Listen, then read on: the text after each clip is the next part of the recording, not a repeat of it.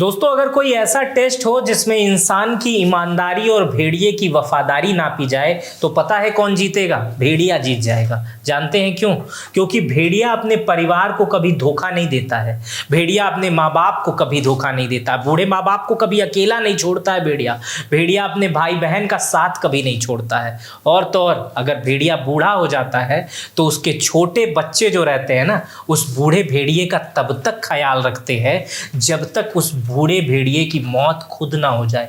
और अगर इस बीच कोई शिकारी उस बूढ़े भेड़िए पर हमला करने आता है तो पूरा खानदान इकट्ठा होकर उस शिकारी का सामना करता है। और कई बार ऐसा होता है, कई जवान भेड़िए की मौत हो जाती है उस शिकारी के हाथों, लेकिन वो बूढ़ा भेड़िया मरता नहीं है। उसकी रक्षा करने के लिए वो जवान भेड़िए आगे आ जाते हैं। इससे इंसानों को बहुत सीखने की जरूरत है। आज समाज में बहुत सारे लोग भेड़िए को बड़े नेगलेक्ट नजरों से देखते हैं, लेकिन शायद उनकी पारिवारिक एकता को नहीं समझ पाते हैं। इस पारिवारिक एकता को समझा है तुर्की ने। तुर्की का जो राष्ट्रीय पशु है वो भेड़िया है। और वहां पर जो बच्चे पैदा होते हैं, उनके माँ बाप कल्पना करते हैं कि मेरा बच्चा भेड़ियों की तरह हो। लोग यहाँ पर कहते हैं ना, मेरा बच्चा शेर की तरह हो, मेरा बच्चा इसकी तरह हो, लेकिन तुर्की में कहा जाता है कि मेरा बच्चा भेड़ियों की तरह हो, क्योंकि भेड़ियों में वो पारिवारिक समृद्धि पाई जाती है जो दुनिया के किसी जानवर में नहीं पाई जाती है। इस वीडियो में मैं भेड़ियों संबंधित तमाम जानकारियां दूंगा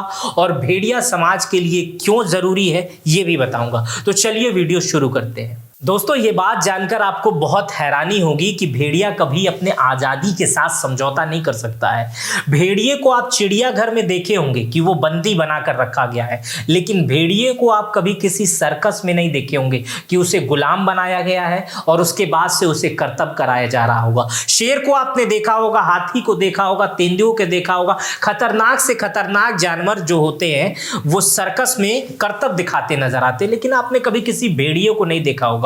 और भेड़िया अगर चिड़ियाघर में भी बंद रहता है ना, तो वो इसी फिराक में रहता है कि वो कब इस जगह से कूद कर जाए और अपने बीच में, अपने परिवार के बीच में जाए और अपने लोगों के बीच में जाए। ये हमेशा उसी जुगाड़ में चिड़ियाघर में रहता है। दोस्तों, भेड़िए में एक खास बात और है। भेड़िया अपने पूरे जीवन में सिर्फ एक बार जीवन साथी चुनता है। उसी जीवन साथी से बच्चे पैदा करता है और उसी के साथ आगे बढ़ता चला जाता है। लेकिन अगर उस जीवन साथी की मौत हो जाती है, भेड़िया नर या भेड़िया मादा की, तो दोनों में से कोई दूसरा साथी दोबारा नहीं चुनता है। और अक्सर देखा जाता है कि भेड़िया अपने जीवन साथी के साथ ही उसकी लाश के साथ बैठा रहता है और बहुत दिनों तक वहां रोता रहता है। दूसरी बात, भेड़ियों में एक गोद लेने की परंपरा है। भेड़िए का कोई साथी अगर गायब हो गया हो, छोटा बच्चा हो, तो भेड़ियों का कोई झुंड उसे लेता है, उसे खाता नहीं है, उसे पाल लेता है। ये भेड़ियों की खासियत है। वो पारिवारिक रूप से बहुत संगठित और बहुत समृद्ध होते हैं। और इस संगठन और समृद्धि को अगर समझना है तो आपको इस तस्वीर को देखना पड़ेगा। ये तस्वीर एक कैनेडियन फोटोग्राफर ने ली है। इस तस्वीर में आपको जो छोटे छोटे डॉट दिखाई दे रहे हैं वो सारे भेड़िए हैं। इसको जब आप नजदीक से देखेंगे तो तस्वीर आपको और साफ दिखाई देगी। इस तस्वीर को ध्यान से देखने पर पता चलता है कि इस तस्वीर में जो आगे तीन लोग दिख रहे हैं, तीन भेड़िए दिख रहे हैं, वो इस भेड़ियों के ग्रुप के सरदार हैं और ये सबसे ज्यादा बूढ़े और सबसे ज्यादा अनुभवी हैं। इसके बाद से जब आप देखेंगे तो आपको 5 का झुंड दिखाई दे रहा होगा। ये 5 जो हैं इस ग्रुप के सबसे युवा भेड़िए हैं और ये भेड़िए आगे से भी जो 3 वृद्ध भेड़िए हैं उनकी रक्षा कर रहे हैं। और जब मैं इसके पीछे बताऊंगा तो आप हैरान हो जाएंगे। ग्रुप के पीछे जब आप देखेंगे तो आपको यहां से जो कतार लंबी दिखाई दे रही है, इसमें मादा भेड़िए हैं और बच्चे भेड़िए हैं। और ग्रुप के जो सबसे पीछे आपको डॉट नुमा आकृति दिखाई दे रही है, वो जो है ग्रुप का सरदार है, ग्रुप का लीडर है और ये सबसे ज्यादा ताकतवर और मजबूत भेड़िया है। इसको जब आप ठीक से देखेंगे तो आपको लगेगा कि किसी ये आर्मी की तस्वीर है, किसी बटालियन की तस्वीर है, जिसमें आगे चलने वाले लोग अनुभवी हैं, वृद्ध हैं, उसके पीछे चलने वाले लोग लड़ाके के नुमा हैं, वो लड़ाई करने के लिए तैयार है, युवा है, यंग है। बीच में मादा भेड़िए और बच्चे हैं और उसके ठीक पीछे 5 और यंग भेड़िए हैं जो उन मादा भेड़िए और बच्चों की रक्षा कर रहे हैं। और उसके ठीक पीछे ग्रुप का सरदार है, ग्रुप का लीडर है, यानी यंग भेड़िया। अब आप इससे समझ सकते हैं कि भेड़ियों में कितनी पारिवारिक समृद्धि होती है, वो अपने परिवार को, अपने खानदान को लेकर कितने सजग होते हैं और उन्हें अपने साथ रखने के लिए कितने तत्पर होते हैं। दोस्तों, आपको यह जानकर हैरानी होगी कि जब भेड़ियों और कुत्तों पर आनुवांशिकी अध्ययन किया गया तो पाया गया कि कुत्तों की नस्ल भेड़ियों से ही निकली हुई है। यानी 10,000 वर्ष पहले प्राचीन मनुष्य कुछ भेड़ियों को पालतू बना लिया था, जिनसे कुत्तों का वंश यानी नया वंश शुरू हुआ है। आप जो कुत्ते समाज में देखते हैं वो भेड़ियों का ही एक हिस्सा है, जिसे वर्षों पहले, सदियों पहले कुछ मनुष्य ने पाला था और बाद में धीरे धीरे ये कुत्ते के रूप में आ गए। हालांकि इस विषय पर बहुत सारे मतभेद हैं, कुछ लोग इसे सही मानते हैं तो कुछ लोग इसे गलत मानते हैं। दोस्तों, भेड़िए को जो शिकार करने का तरीका होता है वो बड़ा ही सामाजिक होता है। भेड़िए कभी अकेले शिकार नहीं करते हैं बल्कि गिरोह बनाकर शिकार करते हैं। भेड़िए हमेशा हिरन का शिकार करते हैं या किसी कमजोर जानवर का शिकार करते हैं और वो भी इकट्ठा होकर। कई बार तो ये शेर पर भी हमला कर देते हैं, लेकिन संगठित होकर। इससे यह समझा जा सकता है कि अगर आप संगठित हो तो आप ताकतवर से ताकतवर व्यक्ति को हरा सकते हैं। जो भेड़िए होते हैं उनकी जो चाल होती है वो 55 से 70 किलोमीटर प्रति घंटे की होती है।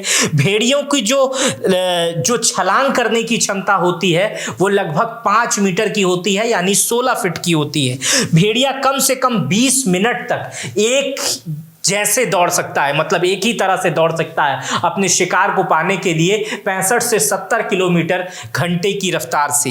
भेड़ियों का जो पैर होता है वो बहुत लचीला होता है और भेड़ियों के इसी लचीले पैर की खासियत है कि वो रेगिस्तान में, जंगलों में, पहाड़ों में, बर्फ में आसानी से सरवाइव कर लेते हैं। भेड़ियों की जो ऊंचाई होती है यानी लंबाई होती है, लंबाई और ऊंचाई मैं आपको यहाँ पे बता रहा हूँ। जो लंबाई होती है वो 105 से 160 सेंटीमीटर के बीच में होती है और भेड़ियों की जो ऊंचाई होती है वो 80 से 85 सेंटीमीटर की होती है। सामान्य जंगल में रहने वाले जो भेड़िए होते हैं वो 13 साल तक जीवित रहते हैं। वहीं पर जो चिड़ियाघर में जो भेड़िए रखे जाते हैं वो भेड़िए जो होते हैं वो 18 से 20 साल तक भी जिंदा रह सकते हैं। भेड़ियों का जो इलाका होता है वो लगभग 1000 वर्ग मील का होता है, बहुत लंबा होता है। मतलब पूरे जंगल को वो अपना बनाए रहते हैं, अलग अलग जगह माद बनाते हैं, छोटी छोटी गुफा अंदर जमीन के बनाते हैं, उसी में रहते हैं। और भेड़ियों के 42 दांत होते हैं और उसी 42 दांत से वो मजबूत से मजबूत शिकार को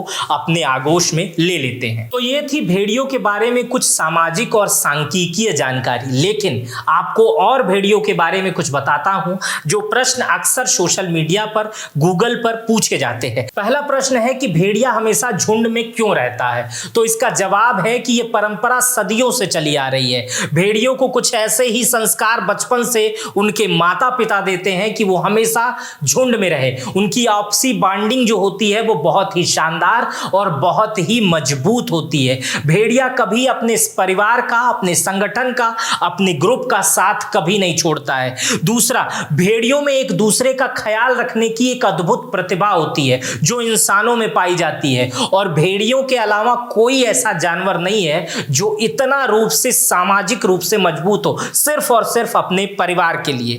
भेड़ियों का जो ग्रुप होता है उसमें कभी 10 से 12 लोग भी हो सकते हैं, 20 लोग भी हो सकते हैं। और ये प्रक्रिया आप अगर इंसानों से समझेंगे तो आप इसे खानदान समझ सकते हैं। जैसे एक इंसान के परिवार में उसके बच्चे होते हैं, उसके माँ बाप होते हैं, उसके चाचा चाची होते हैं, उसी तरह भेड़ियों के परिवार में भी उनके माँ बाप होते हैं, उनके बच्चे होते हैं और कुछ लोग अलग भी होते हैं। और इसी को कहते हैं भेड़ियों का झुंड और भेड़ियों का ग्रुप। और ये एक साथ मिलकर शिकार करते हैं, एक साथ मिलकर रहते हैं। दूसरा प्रश्न अक्सर सोशल मीडिया पर पूछा जाता है कि क्या भेड़िया पूर्णिमा की रात में रोता है? तो इसका जवाब यह है कि ऐसा बिल्कुल नहीं है। भेड़िया को पूर्णिमा की रात अच्छी लगती है और भेड़िया रात्रिचर होता है, यानी वो रात में शिकार करता है। जब पूर्णिमा की रात आती है तो भेड़िया जोर जोर से चिल्लाने लगता है और खुशी इजहार करने लगता है। कई लोग उसे रोना भी समझते हैं, कई जगह इसे अशुभ भी माना जाता है, जिसमें अमेरिका और यूरोप के देश भी शामिल हैं। और तीसरा प्रश्न ये पूछा जाता है कि भेड़िया की भारत में वर्तमान स्थिति क्या है? तो भेड़िया भारत में लुप्त कैटेगरी में रखा गया है। इसके पीछे भेड़ियों का शिकार, अक्सर लोग भेड़ियों से डर जाते हैं, कुछ किसान, इसलिए उनका शिकार कर लेते हैं, उनको मार देते हैं। दूसरा कि भेड़ियों का क्रॉस ब्रीडिंग कुत्तों के साथ बहुत ज्यादा हो रहा है, इसलिए उनके जिन में कमजोरी आ रही है और धीरे धीरे भेड़िए लुप्त की कैटेगरी में आते जा रहे हैं, इसलिए भारत में इन्हें लुप्त कैटेगरी में रखा गया है। आज मैंने आपको भेड़ियों के बारे में बताया और ये बताया कि भेड़ियों में सामाजिकता कितनी अधिक है और इंसान को इससे कैसे सीखना चाहिए। अगर सच में इंसान भेड़ियों से सीखने लगे, सामाजिक बंधनों को समझने लगे कि किस तरह भेड़िए अपने माँ बाप से, अपने परिवार से, अपने खानदान से प्यार करते हैं, तो शायद भारत में तमाम वृद्धाश्रम बंद हो जाएंगे। मेरा नाम मित्र प्रकाश है। इस वीडियो पर अपनी प्रतिक्रिया जरूर दीजिएगा। भेड़ियों के बारे में कितनी आपको जानकारी है ये भी मुझे कमेंट बॉक्स में बताइएगा। अपना बेहद ख्याल रखिएगा। बहुत बहुत शुक्रिया।